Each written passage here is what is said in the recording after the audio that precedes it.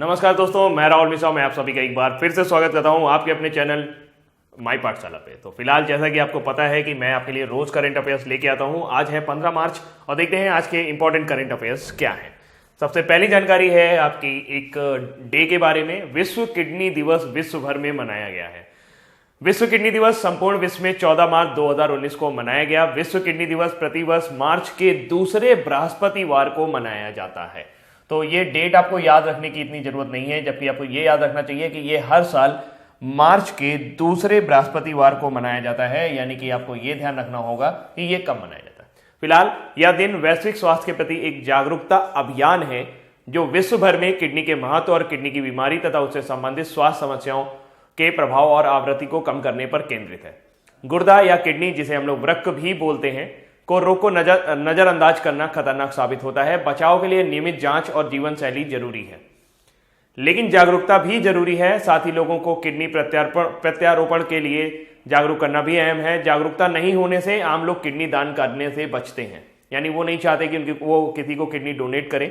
विश्व किडनी दिवस हमारे समग्र स्वास्थ्य के लिए हमारे किडनी के महत्व के बारे में जागरूकता बढ़ाने और किडनी की बीमारी और दुनिया भर में इससे संबंधित स्वास्थ्य समस्याओं के प्रभाव को कम करने के लिए मनाया जाता है। विश्व किडनी दिवस 2019 का जो विषय है ये इंपॉर्टेंट है इस स्लाइड में, कि ये आपको जरूर याद होना चाहिए कि इस बार विश्व किडनी दिवस का जो थीम था वो क्या था। वो था kidney health for everyone and everywhere. Kidney health for everyone and everywhere. Kidney से जुड़ा हुआ जो क्वेश्चन साइंस से पूछा जा सकता है बायोलॉजी के टर्म में, कि किडनी को नापने, किडनी गुर्दे की जो भी इकाई होती है उसको किस में नापा जाता है, उसको कहा जाता है नेफ्रॉन में नापा जाता है। और सबसे इंपॉर्टेंट बात यह है कि नेफ्रॉन में नापने की वजह से जो डॉक्टर वगैरह जो किडनी का इलाज करते हैं उनको नेफ्रोलॉजिस्ट कहा जाता है। किडनी का अगर हम लोग बात करें तो जो गुर्दे का हमारे शरीर में काम है वो है हमारे दूषित चीजों को, यानी कि जो खराब वगैरह चीज होती हैं जो हमारे शरीर के लिए स्वास्थ्यकर नहीं होती हैं, उनको छान करके अलग करना। फिलहाल किडनी फेल हो जाने की वजह से कई सारी प्रॉब्लम्स हो सकती हैं, जैसे कि आपके शरीर में शुगर लेवल बढ़ सकता है। शुगर लेवल बढ़ने से शरीर में पानी भर सकता है और बहुत सारी बीमारियां भी हो सकती हैं। फिलहाल किडनी को दुरुस्त रखने का सबसे अच्छा तरीका यह है कि आप पूरी तरह से व्यायाम करें और सुरक्षित रहें और अपने जो भी आपका टेंशन वगैरह ना लें, जिससे ये होगा कि आपका बीपी नहीं बढ़ेगा। बीपी नहीं बढ़ेगा तो आपका जो ब्लड होगा वो गाढ़ा नहीं होगा और उसमें आपको गुर्दे को यानी कि किडनी को ज्यादा काम नहीं करना पड़ेगा, जिसकी वजह से वो खराब होने से बच सकती है। तो फिलहाल आजकल देखा जा रहा है कि गुर्दे की बीमारियों से काफी सारे लोग प्रभावित होते हैं और काफी जिनकी भी जीवन शैली में उतार चढ़ाव रहता है वो इस बीमारी की चपेट में आ जाते हैं। तो इसके बारे में जागरूकता फैलाने के लिए विश्व किडनी दिवस हर साल मार्च के दूसरे बृहस्पतिवार को मनाया जाता है। इस साल जो उसकी थीम थी वो थी kidney health for everyone and everywhere. अगली जानकारी है दोस्तों एक मेढक के बारे में, और ये जो मेढक आप देख पा रहे हैं स्क्रीन पर, ये है भारत में मेढक की एक नई प्रजाति खोजी गई है और भारतीय शोधकर्ताओं ने हाल ही में मेढक की एक नई प्रजाति का पता लगाया है। मेढक की यह प्रजाति केरल के, कहां पर, केरल के दक्षिणी पश्चिमी घाट में एक अस्थायी पोखर यानी कि तालाब यानी कि पॉन्ड में पाई गई है। यह अध्ययन भारतीय विज्ञान संस्थान Bangalore, geological survey of India Pune, Florida natural history museum एवं जॉर्ज वॉशिंगटन विश्वविद्यालय अमेरिका के शोधकर्ताओं द्वारा संयुक्त रूप से किया गया है। तो ये जो 3 लाइनें हैं ये आपके लिए काफी इंपॉर्टेंट हो सकती हैं कि भारतीय विज्ञान संस्थान कहां है, वो बेंगलुरु में है। जियोलॉजिकल सर्वे ऑफ इंडिया का संस्थान कहां पर है, ये आपका पुणे में है। और ये 2 इंपॉर्टेंट चीजें आपको याद रखनी होंगी, क्योंकि जो पेपर है या एग्जाम है उसमें इस तरह की चीजें पूछी जाती हैं कि भारतीय विज्ञान संस्थान कहां पर है, जियोलॉजिकल सर्वे ऑफ इंडिया कहां पर है, तो उसके बारे में आपको थोड़ा सा पता होना चाहिए कि ये बेंगलोर में है और आपका जो जियोलॉजिकल सर्वे ऑफ इंडिया है वो आपका पुणे में है। फिलहाल ये जो मेढक पाया गया है, इस प्रजाति को जो नाम दिया गया है वो है एस्ट्रोबाट्राचस कुरिचियाना। तो नाम थोड़ा सा अच्छे से याद रखिएगा कि कौन सी प्रजाति खोजी गई है। इसका नाम है एस्ट्रोबाट्राचस कुरिचियाना नाम दिया गया है और इस नए एस्ट्रोबैटिकन परिवार के तहत रखा गया है। इसकी करीबी प्रजातियां यानी कि जो लगभग इससे मिलती जुलती हैं वो लगभग 2000 किलोमीटर दूर दक्षिण पूर्व एशिया के भारत वर्मा और सुंदालैंड के वैश्विक जैव विविधता क्षेत्रों में पाई जाती है। भारत वर्मा तो आपको समझ में आ गया होगा, लेकिन सुंदालैंड की बात करें तो थाईलैंड, मलेशिया, सिंगापुर, ब्रुनई और इंडोनेशिया और भारत का निकोबार आइसलैंड, इन सबको मिलाकर के जो जमीन है उसको सुंदालैंड कहा जाता है। सुंदालैंड का संबंध जैव विविधता से है। जैव विविधता क्षेत्रों को, ऐसे क्षेत्रों को कहा जाता है, बायोडाइवर्सिटी के टर्म्स का जो यूज किया जाता है वो ऐसे क्षेत्रों के लिए किया जाता है जो कि आपके जहां पर एक पर्टिकुलर एरिया के अंदर 2500 से अधिक पेड़ पौधों और उनके जीव जंतु, छोटे मोटे जीव जंतुओं की अधिक प्रजातियां पाई जाती हैं, उनको जैव विविधता कहा जाता है। मतलब छोटे से क्षेत्र पे ही काफी सारा जैव विविधता यानी बायोडाइवर्सिटी मिल जाना, यानी कि कई अलग अलग चीजों का मिल जाना ही आपका जैव विविधता कहलाता है। तो फिलहाल अगर हम बात करें भारत की, तो भारत में जो बायोलॉजिकल हॉट स्पॉट हैं, बायोडाइवर्सिटी के हॉट स्पॉट हैं, वो है आपका ईस्टर्न हिमालय यानी कि पूर्वी हिमालय, और आपका वेस्टर्न घाट यानी कि पश्चिमी घाट, और दूसरा जो पार्ट है वो है आपका सुंडालैंड, यानी कि जिसमें आपको मैंने अभी बताया कि जिसमें आपके जो देश आते हैं वो है Thailand, Indonesia, Brunei, Malaysia, Singapore. तो आपको थोड़ा सा इनके बारे में याद रखना चाहिए कि सुंदरलैंड क्या है। फिलहाल आपके पास इतनी जानकारी है कि जो भारत में एक नई प्रजाति खोजी गई है वो कहाँ खोजी गई है, केरल में। तो केरल की न्यूज़ के बारे में थोड़ा सा हम लोग और बात कर लेते हैं।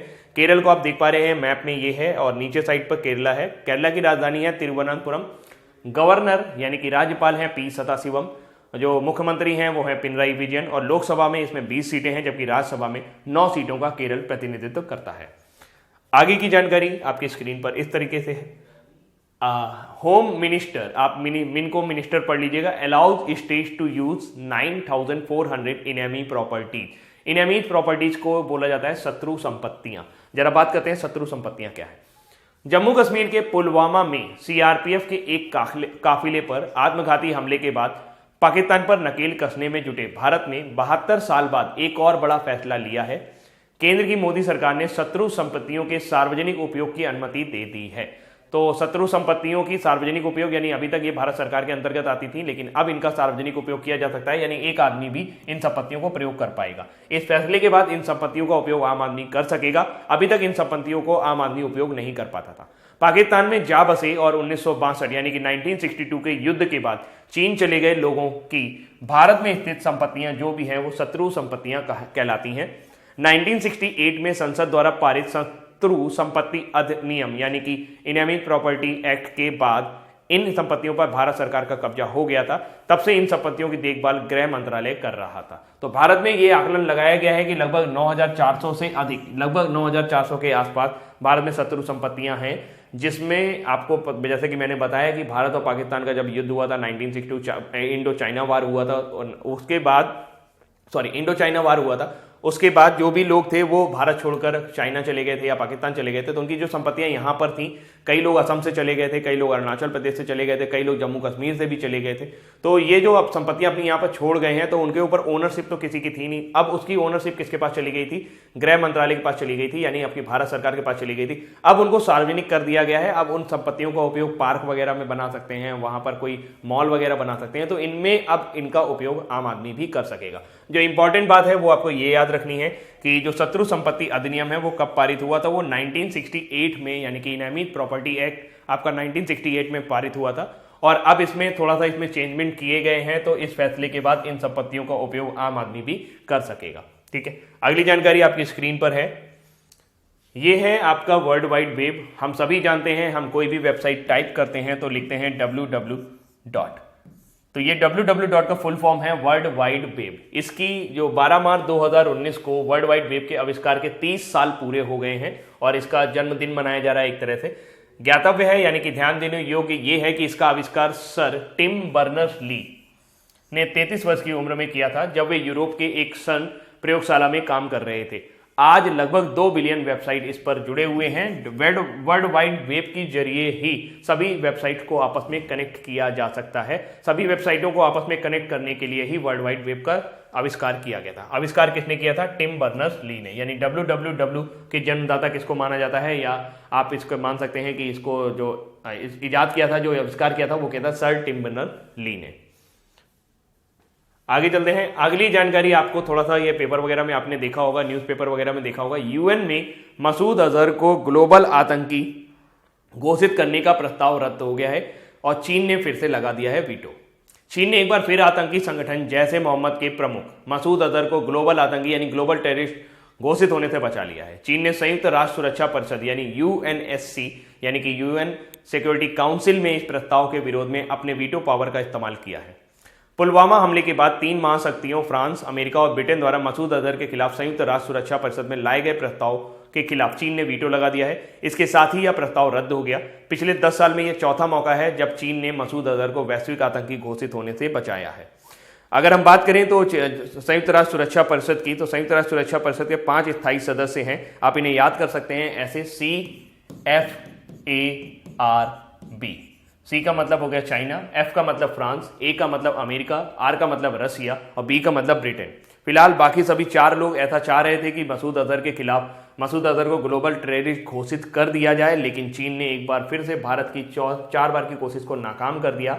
भारत चाह रहा था कि पुलवामा हमले के जिसने जिम्मेदारी ली है जैसे मोहम्मद ने, उसके जो प्रमुख है मसूद अजहर, उसको एक ग्लोबल टेररिस्ट घोषित किया जाए, लेकिन चीन ने फिर से अड़ंगा लगा दिया है। और चीन ने शायद ऐसा इसलिए किया है क्योंकि पाकिस्तान में मसूद अजहर का काफ़ी रोल रहता है, फाइनेंशियल हेल्प वगैरह देते हैं चीन, और चीन के थ्रू चीन का जो भी करस्पॉन्डेंस वगैरह रहता है, जो कन्वर्सेशन वगैरह रहता है वो मसूद अजहर के थ्रू ही रहता है।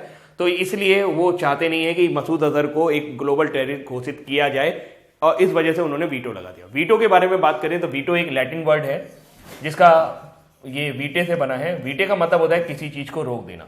वीटो जो है वो यूएनएससी यानी कि यूनाइटेड नेशन सिक्योरिटी काउंसिल के 5 सदस्यों के पास है, जिनके नाम मैंने आपको लिखवाए, चाइना, फ्रांस, अमेरिका, रसिया और ब्रिटेन। अगर इनमें से कोई भी एक सदस्य किसी मुद्दे पर असहमत हो जाता है तो वीटो पावर के थ्रू वो मुद्दा निरस्त हो जाता है और उस मुद्दे पर कोई भी बातचीत आगे नहीं चल पाती है। किसी भी मुद्दे या किसी भी निर्णय में पहुंचने के लिए 5 की सहमति होना जरूरी है, और इस तरह की शक्ति किसी एक के पास होने को कहा जाता है वीटो पावर। वीटो का मतलब होता है किसी चीज को रोक देना। अगली जानकारी की तरफ चलते हैं दोस्तों। अगली जानकारी है स्टीफन हॉकिंग से जुड़ी हुई। ब्रिटेन ने स्टीफन हॉकिंग के सम्मान में एक ब्लैक होल सिक्का जारी किया है। विश्व प्रसिद्ध वैज्ञानिक स्टीफन हॉकिंग, जिनका अभी हाल ही में निधन हो गया था, के सम्मान में रॉयल मिंट ने 50 पेन यानी 50 पेंस का एक नया सिक्का जारी किया है। इस सिक्के को ब्लैक होल सिक्का नाम दिया गया है। यह सिक्का स्टीफन हॉकिंग की रिसर्च से प्रभावित है। इस सिक्के का अनावरण यानी कि इसको जो इंट्रोड्यूस किया है वो स्टीफन हॉकिंग की बेटी लूसी हॉकिंग तथा बेटे टिम हॉकिंग द्वारा किया गया। रॉयल मिंट द्वारा इससे पहले आइजैक न्यूटन और चार्ल्स डार्विन के सम्मान में भी सिक्का जारी हो चुका है। 50 पेंस के इस सिक्के की सतह पर वृत्ताकार रेखाएं बनाई गई हैं, जिसके ऊपर स्टीफन हॉकिंग का नाम बनाया गया है। इस नाम के नीचे सिक्के में 2D इमेज के माध्यम से ब्लैक होल को दर्शाया गया है। इस सिक्के पर हॉकिंग के ब्लैक होल फॉर्मूले को भी अंकित किया गया है। उन्होंने एक फॉर्मूला दिया था, उसको भी अंकित किया गया है। स्टीफन हॉकिंग को आइजैक न्यूटन और अल्बर्ट आइंस्टीन के समतुल्य वैज्ञानिक माना जाता है। उनका निधन 13 मार्च 2018 को हुआ था। वो उस समय वे 76 वर्ष के थे। ब्रह्मांड में उनकी लिखी किताब a brief history of time विश्व की सर्वाधिक बिकने वाली पुस्तकों में से एक है।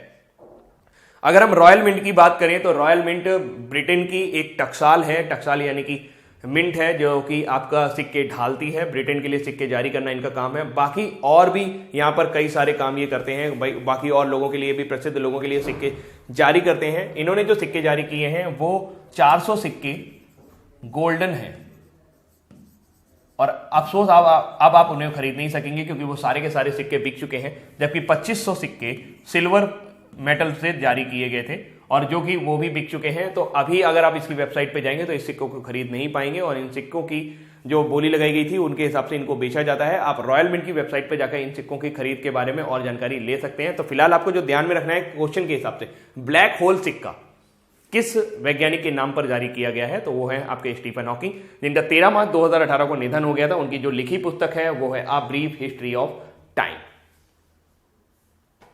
अगली जानकारी है दोस्तों आपकी डीआरडीओ से जुड़ी हुई। डीआरडीओ ने क्या किया है कि एक दवा विकसित की है, और उसके बारे में बात करते हैं हम लोग थोड़ा सा। ये दवा जो उन्होंने बनाई है, ये इसको कहा गया है combat casualty drugs. Combat casualty drug का मतलब ये हुआ कि जब कभी भी हमारे सोल्जर्स वगैरह थोड़ा सा लड़ाई वगैरह में या किसी ऐसी चीज़ों, ऐसी दुर्घटना का शिकार हो जाते हैं जैसा कि पुलवामा में हुआ था, तो वो अस्पताल ऐसी क्रिटिकल स्थिति में पहुंच जाते हैं कि उनको हो सकता है शायद बचाया जाए अगर उनको सही समय पर उपचार मिल जाए। तो ये दवा उपचार के समय को बढ़ा देती है। मतलब अगर कोई व्यक्ति इस तरह का है कि उसका रक्त बहुत तेजी से बह रहा है और उसकी क्रिटिकल कंडीशन है, तो ये टाइम जो उसका क्रूशियल टाइम होता है उसको बचा सकती है, बढ़ा सकती है। थोड़ी सी जानकारी आपकी स्क्रीन पर पढ़ लेते हैं एक बार। रक्षा अनुसंधान एवं विकास संगठन डीआरडीओ की चिकित्सीय प्रयोगशाला द्वारा कॉम्बैट कैजुअलिटी ड्रग्स विकसित की गई है। इन दवाओं से घायल जवानों को अस्पताल में पहुंचाए जाने से पहले तक बेहद नाजुक समय को बढ़ाया जा सकेगा। डीआरडीओ द्वारा कहा गया है कि इन दवाओं का उद्देश्य पुलवामा हमले अथवा युद्ध जैसी स्थितियों में गंभीर रूप से घायलों को सही उपचार देकर जवानों की जान बचाना और मृतकों की संख्या में कमी लाना है। इन दवाओं का लाभ यह होगा कि घायल जवानों की जान बचाने के लिहाज से जो महत्वपूर्ण समय होता है उसमें उन्हें जरूरी उपचार दिया जा सकता है। आमतौर पर अस्पताल तक पहुंचने से पहले ही गंभीर रूप से घायल सैनिक उपचार न मिलने से दम तोड़ देते हैं। डीआरडीओ के वैज्ञानिकों द्वारा बनाई गई इन दवाओं में रक्त स्त्राव वाले घाव को भरने वाली दवा, अवशोषक ड्रेसिंग यानी कि जो आपका आप समझ सकते हो कि एक पेपर वगैरह होता है जो खून को सोख सके और उस तरह की ड्रेसिंग किया जा सके, ग्लिसरेट सैलाइन शामिल है।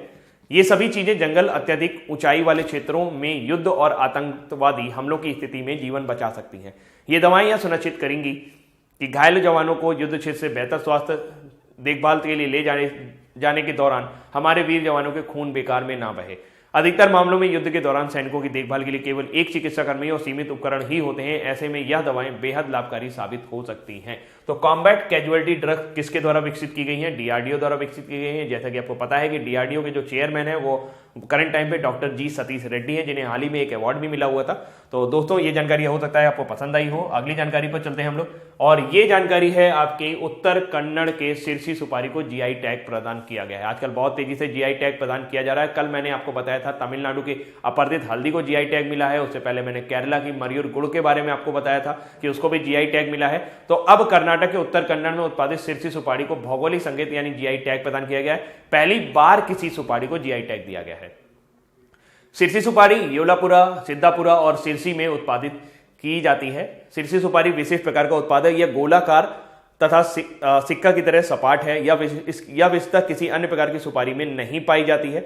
जीआई टैग अथवा भौगोलिक चिन्ह किसी भी उत्पाद के लिए एक चिन्ह होता है जो उसकी विशेष भौगोलिक उत्पत्ति, विशेष गुणवत्ता और पहचान के लिए दिया जाता है। यह सिर्फ उसकी उत्पत्ति के आधार पर होता है। ऐसा नाम उस उत्पाद की गुणवत्ता और उसकी विशेषता को दर्शाता है। दार्जिलिंग चाय, महाबलेश्वर की स्ट्रॉबेरी, जयपुर की ब्लू पॉटरी, बनारसी साड़ी और तिरुपति के लड्डू कुछ ऐसे उदाहरण हैं जिन्हें हाल ही में जीआई टैग प्राप्त हुआ है। ठीक है, तो अगली जानकारी की तरफ चलते हैं हम लोग, क्योंकि कर्नाटका की बात हुई है तो कर्नाटका के बारे में थोड़ा सा जानना जरूरी है। कर्नाटका ये है, आप मैप में देख सकते हैं। गवर्नर हैं वाजुभाई रुदाभाई वाला और कैपिटल है बेंगलुरु। एचडी कुमारस्वामी सीएम हैं और लोकसभा में 28 सीटें हैं जबकि राज्यसभा में 12 सीटें हैं। अगली जानकारी की तरफ चलते हैं दोस्तों।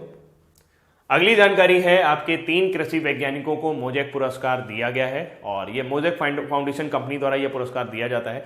कृषि पोषकों के क्षेत्र में विशेष शोध करने वाले, यानी कि जो किसानों के क्षेत्र में हैं उनके बारे में विशेष रिसर्च करने के लिए वैज्ञानिकों को हाल ही में मोजेक कंपनी फाउंडेशन पुरस्कार से सम्मानित करने की घोषणा की गई है। यह पुरस्कार सेंट्रल रिसर्च फॉर एग्रीकल्चर के वैज्ञानिक डॉक्टर सुमंत कुंडू, भारतीय कृषि अनुसंधान परिषद के वैज्ञानिक डॉक्टर सीएम परिहार और भारतीय मृदा विज्ञान संस्थान के वैज्ञानिक डॉक्टर संजीव कुमार बेहरा को यह दिया जाएगा। यह पुरस्कार 2015 से दिया जा रहा है। कृषि उत्पादकता बढ़ाने और किसानों की आर्थिक स्थिति सुधारने की दिशा में काम कर रहे कृषि वैज्ञानिकों को इस पुरस्कार से सम्मानित किया जाता है। तो नाम आपको जरूर याद रखने चाहिए, डॉक्टर सुमन कुंडू, डॉक्टर सीएम परिहार और डॉक्टर संजीव कुमार बेहरा को यह पुरस्कार हाल ही में दिया गया है, मोजेक फाउंडेशन पुरस्कार। मोजेक फाउंडेशन पुरस्कार क्यों दिया जाता है? कृषि के क्षेत्र में अच्छे शोध करने वालों को यह पुरस्कार दिया जाता है।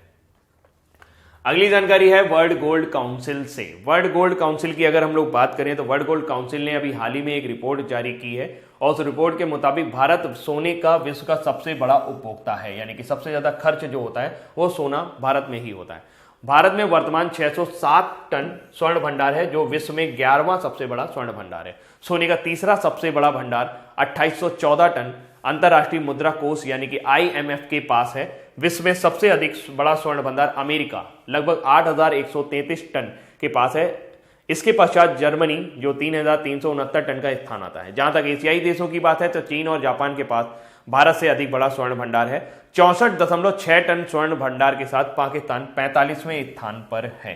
तो ये जो आपके सामने सीट बनी हुई है, इस सीट में वर्ल्ड गोल्ड काउंसिल की एक रिपोर्ट है जिसमें कहां पर कितना सोना है इसके बारे में बात करते हैं। तो यूएस के पास सबसे पहले, फिर जर्मनी, फिर उसके बाद IMF यानी कि इंटरनेशनल मॉनेटरी फंड, और फिर इटली, फिर फ्रांस, फिर रसिया, फिर मेनलैंड चाइना, और फिर स्विट्जरलैंड, फिर जापान, नीदरलैंड और इंडिया। इंडिया के पास जो इस टाइम सोने का भंडार है वो 607 टन का है और ये विश्व में 11वें नंबर पर सोने का भंडार है। जबकि उपभोक्ता की बात करें तो यहाँ पर जो उपभोक्ता के मामले में बात करें तो भारत विश्व का सबसे बड़ा सोने का उपभोक्ता देश है, यानी कि कंज्यूमर है। अगर हम वर्ल्ड गोल्ड काउंसिल की बात करें तो वर्ल्ड गोल्ड काउंसिल दोस्तों उसका काम ही है, ये आपका इंग्लैंड, इसका मेन मुख्यालय इंग्लैंड में है और इसका काम ही है कि सोने के खनन के बारे में पता लगाना, कहाँ कितना सोना है, और सोने की मांग को लगातार प्रेरित करना ताकि सोने का मार्केट बना रहे, यानी कि गोल्ड का मार्केट बना रहे। फिलहाल आगे चलते हैं। अब हमारे पास वन लाइनर्स आ गए हैं और इन वन लाइनर्स के बारे में आपने अभी तक जो भी पढ़ा है उनके बारे में हम लोग बात कर लेते हैं। सबसे पहले, हाल ही में संपूर्ण विश्व में विश्व किडनी दिवस किस दिन मनाया गया? तो दोस्तों याद रखिएगा 14 मार्च 2019 को मनाया गया और इसकी थीम आपको याद रखनी चाहिए, जैसा कि मैं आपको डिटेल में बता चुका हूं। भारतीय शोधकर्ताओं ने हाल ही में मेढक की एक नई प्रजाति का पता लगाया है। इस प्रजाति को क्या नाम दिया गया? इस प्रजाति को नाम दिया गया एस्ट्रोबाट्राचस कुरिचियाना। हाल ही में किस देश ने एक बार फिर आतंकी संगठन जैसे मोहम्मद के प्रमुख मसूद अजहर को ग्लोबल आतंकी घोषित होने से बचा लिया है? तो चीन ने अपने वीटो पावर का इस्तेमाल करते हुए यूएनएससी में मसूद अजहर को आतंकी घोषित करने का एक प्रस्ताव पर लाए गए प्रस्ताव पर वीटो पावर लगा दिया और इसकी वजह से उसने मसूद अजहर को बचा लिया है। विश्व के प्रसिद्ध वैज्ञानिक स्टीफन हॉकिंग के सम्मान में रॉयल मिंट, जो कि ब्रिटेन की है, ने 50 पेंस का एक सिक्का जारी किया है। इस सिक्के का क्या नाम दिया गया? इस सिक्के को नाम दिया है ब्लैक होल सिक्का। रक्षा अनुसंधान एवं विकास संगठन डीआरडीओ की चिकित्सीय प्रयोगशाला द्वारा किस ड्रग्स को विकसित किया गया है? तो अभी हाल ही में डीआरडीओ द्वारा कॉम्बैट कैजुअल्टी ड्रग्स को विकसित किया गया है। इससे जो भी हमारे सेना के जवान हैं उनके क्रूशियल टाइम पे उनको बचाया जा सकेगा और उस टाइम को बढ़ाया जा सकेगा। कर्नाटक के उत्तर कन्नड़ में उत्पादित किस उत्पाद को भौगोलिक संकेत जीआई टैग प्रदान किया गया है? तो वो है सिरसी सुपारी। बाकी की डिटेल आपके डिटेल वीडियो में है, मतलब डिटेल पोर्शन पे है। कृषि पोषकों के क्षेत्र में विशेष शोध करने वाले 3 वैज्ञानिकों को मोजेक कंपनी फाउंडेशन पुरस्कार से सम्मानित करने की घोषणा की गई है। उनके नाम क्या क्या है? उनके नाम है doctor Sanjeev Kumar Behera, doctor CM Pariyar और डॉक्टर सुमंत कुंडू। कौन सा देश विश्व में सोने का सबसे बड़ा उपभोक्ता है? तो वो है आपका भारत। जबकि अगर भंडारण की बात करें तो भारत का स्थान 11वां है। केंद्र सरकार ने शत्रु संपत्तियों के सार्वजनिक उपयोग की अनुमति किस अधिनियम के तहत दे दी है? तो वो है शत्रु संपत्ति अधिनियम 1968 और लिख लीजिएगा यहाँ पर।